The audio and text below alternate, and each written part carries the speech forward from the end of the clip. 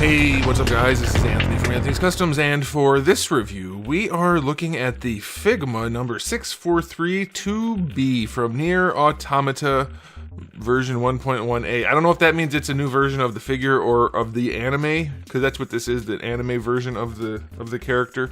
That's my understanding. I never played the game or watched the anime. This is a viewer request. I've had lots of people ask me to review this, so I figured, what the heck, I might as well. I did the figure arts one. I guess it was figure arts, right? It's been a while now, and I don't have it anymore to compare it against, but I did review that, so I'll put that link in the description below, or not in the, well, wherever they put links to videos now. It used to be just up there in the corner, and now it's whatever, I don't know. But this figure is actually pretty good.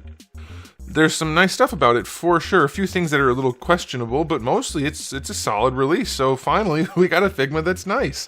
Alright, so let's go ahead and get it off the stand and take a closer look. Alright, before we look at the figure, I do want to show you my package. It is a nice package. I love that they have the window nice and big. A little bit of artwork photo there, that's fine. I like the white color scheme for this packaging. It's good. You have a nice enough photo on the side there, nice enough photo on the side there, and some more photos on the back. This is a good one. I actually prefer when Good Smile doesn't do the sleeved packages. I like the ones that are just like this. I don't need a sleeve over my figure package that hides the figure. Personally, let's do a question of the day. If you care about packages, do you prefer the sleeves or do you prefer no sleeves? And then a second question of the day, how do you pronounce the name of this source material? The NieR part is easy, but do you say Automata or Automata? I've heard both. I haven't heard anybody confirm it though, but that's because I don't follow this franchise at all. Okay, so let's talk about this. I hope you can see everything. The problem with this figure is it's either white or black, and shooting both of those at the exact same time is usually difficult, so I'm going to err on the side of dark. Otherwise the white will just get washed out, and hopefully you'll be able to see everything with a little bit of post-editing. But yeah, let's get into it. It looks pretty darn good. The detail work is nice. The paints are clean. I can brighten it up a little bit there. The paints are super clean for those lines back there. See a little bit of muddiness where the flesh tone, if you want to call it that, meets with the black, but it looks decent enough for sure. All of the line work is super good. One thing Figma's usually solid at is paint. They don't usually screw that up too much. Even that horrible Zelda figure was pretty well executed in terms of the paint job, so that's nice.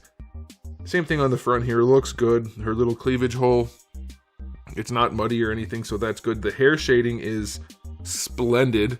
I don't know if anybody does hair shading as well as Good Smile does, so that's nice. That's really, really good. Then of course her face is clean. There's not a whole lot else going on. I mean, you get this effect, which looks nice on the leg there, and then the glossy boots are glossy. Yeah, it's a relatively simple design and a simple figure, but that doesn't mean it's easy to execute. Lots of companies screw up simple all the time. This looks pretty good. One thing that stands out to me under certain lighting, which probably won't affect almost anybody, but I'll point it out anyway. The black here has a little bit more yellow in it than the rest of the black, so it looks a little bit weird. The rest of the black is kind of a cooler black. There's a little bit more blue in it. There's yellow in this, so you may notice that, but I really doubt, I doubt most people are going to have that issue. So yeah, it looks really good. Proportion-wise, it looks nice. It's pretty source accurate. She does have giant feet, and sometimes she does in some of the official artwork, and sometimes she doesn't, so I'll leave that up to you. They are quite big. But you guys can decide if you care about that. And you can comment about it if you want to do that. But yeah, it looks really, really nice. So I will go 9 out of 10 for the aesthetic. There's not a whole lot more to do on this figure. It looks pretty much like it's supposed to, so that's good. Now, as far as accessories go, you get a total of 4 faceplates. All the options you need, probably, and they all look really nicely done. I will note, they seem to be made out of not PVC. They seem to be made out of ABS rather than PVC, which is strange. But they work and the paints are good, so as long as they don't scratch too easily, that should be fine, though PVC does hold paint better than ABS, so hopefully they don't scratch too easily. You get a decent spread of hands, probably everything you're going to need, no issues there. You get her little magic cube, I don't know what that is, so okay. And then you get her swords, which are both very well done. Love the way those are executed, and that's good. You get her display stand, which is not necessary. She does balance relatively well. And you get her little robot buddy that connects to the display stand. The little thing that holds the robot buddy, though, is a real pain in the ass. The way it's connected with a ball peg to the stand is nice, next to the clip. But then the other things are hinges, which really make it hard to get it in a position you want it to be in. There's not enough movement on that thing to make it look good, I think. I think a few more ball pegs rather than hinges would have been good for that sort of thing. Or just do it like I'm pretty sure Figuarts did it, if I remember correctly, with just a straight upright on its own little stand. That would be ideal. This is convoluted and doesn't work well. But the robot guy is nice, and he does have some articulation where you would expect it to be, so that's fine. Yeah, good spread of accessories. Can't really complain. Obviously I'm not super familiar with the source material, but I know it enough that I would say this seems fine. Now there could be more specific things you might like, but this is definitely enough as a standard assortment. I will go 9 out of 10. Alright, let's talk about the articulation. Can it pose? Some spots are really good, some spots are not so much. So I like the fact that this piece of hair right here, this bottom piece, is hinged, so that can get out of the way for her head, obviously, to look up. And that's pretty cool, but they did do a ball hinge in there, so you have to do the ball hinge shimmy if you want to get the head to look down at an angle, or up at an angle. It's fine, but ball hinges are never the right call for necks. I really wish that these companies would just stop doing it. There's no, also this gets stuck sometimes up there. There's no good argument for a ball hinge in the neck, unless you have some kind of a weird design where you need it in order to get the range to function. But this is not that. Ball pegs definitely win every single time. The neck is on a ball peg also, but it doesn't do much other than forward and back. So she does look down and up a little bit better with that, so that's nice, that'll do. For the shoulders, I was expecting it to not be very good, and if you do it right, you see that right there, you can kind of make it gappy and weird. But it is just a standard Figma shoulder, basically. Well, I guess they're not standard anymore, or maybe they are now. Ball peg here, and then hinge over here. So it's a little bit different than like the old Figmas, but you guys have probably been collecting Figmas more than I have in recent years, so you probably are like, it's normal, shut up. So we will move on to the butterfly joint, which actually works pretty well. She can get her arm across her chest because her butterfly joint actually pops out like it's supposed to. It swings out nicely.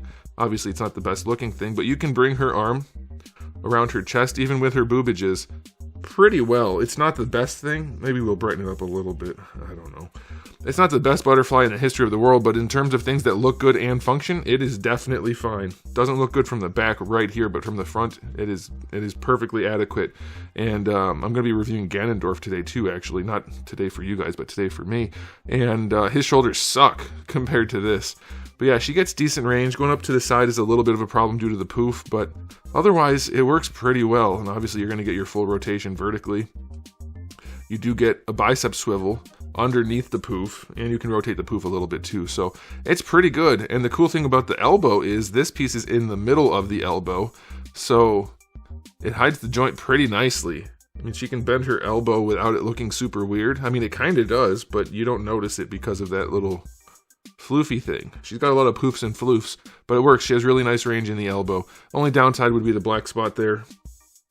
I guess that's fine. Wrists are on ball hinges. The white's a little bright, but otherwise you get all the range you need because the ball hinge is the same size as the arm or as the wrist, and that's how you want to do that, so that's good. Now for her torso, you would expect really good range, simple ball pegs, and that's what they did. She leans all the way back. It doesn't even really get too gappy. A little bit at the top at the maximum, but all the way back and all the way forward. That one gets a lot more gappy. But you do get the range, and of course you don't have to go all the way. And then to the side, everything works just really nicely. The skirt is a floating piece. Mine tends to want to go like this, which is not a good situation, and I'll explain why in just a second. This piece here can move, so that'll help for some posability, but this isn't moving. I mean, it's not like you can have it directionally, like if she's kicking or jumping or something. This one will move, these still just float, but whatever. I mean, that's fine, and that hides the ugliness a little bit. But here's the issue. This is not the problem. The problem is this, and I don't know what they were thinking. This is a hard piece. Her crotch piece is a hard piece. It should be a floating soft piece, and for whatever reason, I can't get... There we go. Yeah, okay, so it's not the way Figma used to do it. Maybe this is how they do it now. They used to have a ball peg up here, and this would be a floating piece. Now they have a ball socket up here, and this is connected to it and hard. So the problem with that is, also they made it curved, which is strange. The problem with that is it can't adjust for the leg posability. So like right now, there's a gap on this side and not on this side, whereas if it was a floating piece, it would just adjust. Even if you didn't have everything lined up perfectly, let me darken it a little bit, it would just adjust to hide the gaps. And now you can't do that. So you have to make sure the legs are lined up just right, and even then, I can't seem to, I don't know what the deal is. Maybe it's just the way the sockets are inserted. So these sockets on Figmas tend to rotate. They typically rotate historically, but there's no place for them to do that now. So unless one of them is rotated, let's see. Now this one's rotated a little bit. Maybe that's the problem. It still technically rotates. It still technically rotates, but in like the most annoying way. You have to go in there and manually adjust it because it doesn't really move the way you would want it to while it's on the figure. So if your legs are off kilter a little bit, that's probably why. No, it's still just, did they glue it crooked? I don't know what's going on here.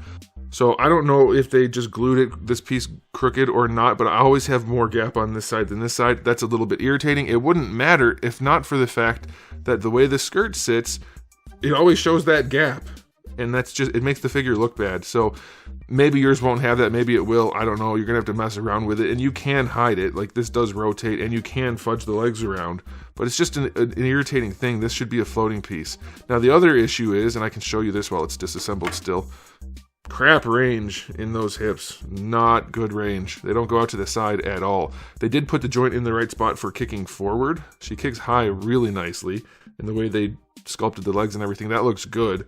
Of course, the skirt will get in the way some, but they don't go out to the side for crap.